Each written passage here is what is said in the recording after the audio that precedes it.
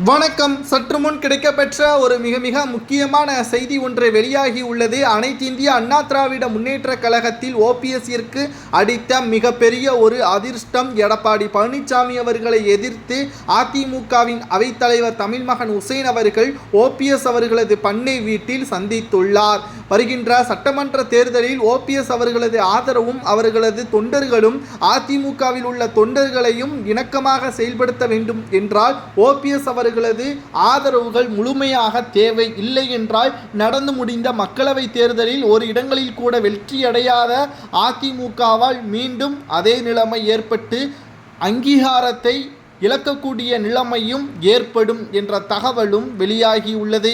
இதனை எப்படியாவது சரிகட்ட வேண்டும், சரியான கூட்டணி அமைக்க வேண்டும் என்றால் அதற்கு ஓபிஎஸ் அவர்களை சந்திப்பதை தவிர வேறு வழியே கிடையாது.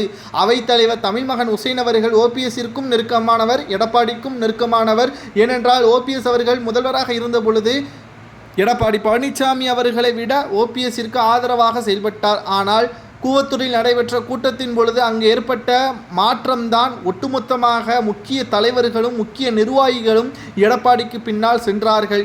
அப்போதே ஓபிஎஸ்ஸிற்கு ஆதரவாக லேசாக கூறியிருந்தார். உண்ணாவிரதத்திலும் அம்மா நினைவிடத்தில் போராட்டத்தை தழுவிய பிறகு அவைத்தலைவர் உசேன் அவர்கள்தான் எடப்பாடியிடம் கூறி துணை முதல்வர் பதவியை கொடுக்கலாம், இல்லை என்றால் ஆட்சியை முழுமையாக நீடித்து செல்ல முடியாது என்றும் தெரிவித்திருந்தார்.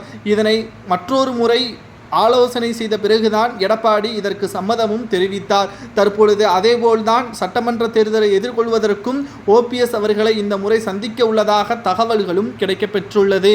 இந்த சந்திப்பிற்கு பிறகு அதிமுகவில் ஓபிஎஸ் அவர்கள் இணைவதை யாராலும் தடுக்க முடியாது என்ற தகவலும் கிடைக்கப்பெற்றுள்ளது. நீதிமன்றத்தில் வழக்கு நடைபெற்று கொண்டிருக்கிறது. இப்பேற்பட்ட சூழலில் ஓபிஎஸ் அவர்கள் அவைத்தலைவருக்கு ஆதரவாக அதிமுகவில் இணைந்தால் அந்த வழக்கும் தள்ளுபடி செய்யப்படுமே. இதனால் எடப்பாடிக்குத்தானே லாபம் என்றும் ஒரு சிலர் கூறி வருகிறார்கள். அதுவும் சரிதான். ஆனால் எழுத்துப்பூர்வமாக ஓபிஎஸ் அவர்கள் அனைத்தையும் பெற்றுக்கொண்டு அதிமுகவில் தன்னுடைய பதவியின் காலத்தை நீட்டித்து விட்டால் நிச்சயம் அவரை யாராலும் எதுவும் செய்ய முடியாது என்றும் வைத்திலிங்கம் அவர்களும் மனோஜ் பாண்டியன் அவர்களும் தெரிவித்திருக்கிறார். இந்த சந்திப்பிற்கு பிறகு அதிமுகவில் பல மாற்றங்களும் நடைபெறலாம் என்றும் அரசியல் வட்டாரத்தில் செய்திகளும் கிடைக்கப்பெற்றுள்ளது. ஒட்டுமொத்தமாக அனைத்திந்திய அண்ணா திராவிட முன்னேற்ற கழகத்தில் மிகப்பெரிய ஆதரவு ஓபிஎஸ் அவர்களுக்கு இருக்கிறது என்பதில் துளி அளவு கூட சந்தேகம் கிடையாது. அதை கச்சிதமாக ஓபிஎஸ் அவர்களுக்கு ஆதரவாக எடப்பாடி பழனிசாமி அவர்கள் பயன்படுத்தி கொள்ள வேண்டும். இல்லை என்றால் அவரது எம்எல்ஏ பதவியை சேலத்தில் பறிபோகக்கூடிய நிலைமையில்தான் சட்டப்பேரவைத் தேர்தல் நடத்த உள்ளதாகவும் கூறப்படுகிறது.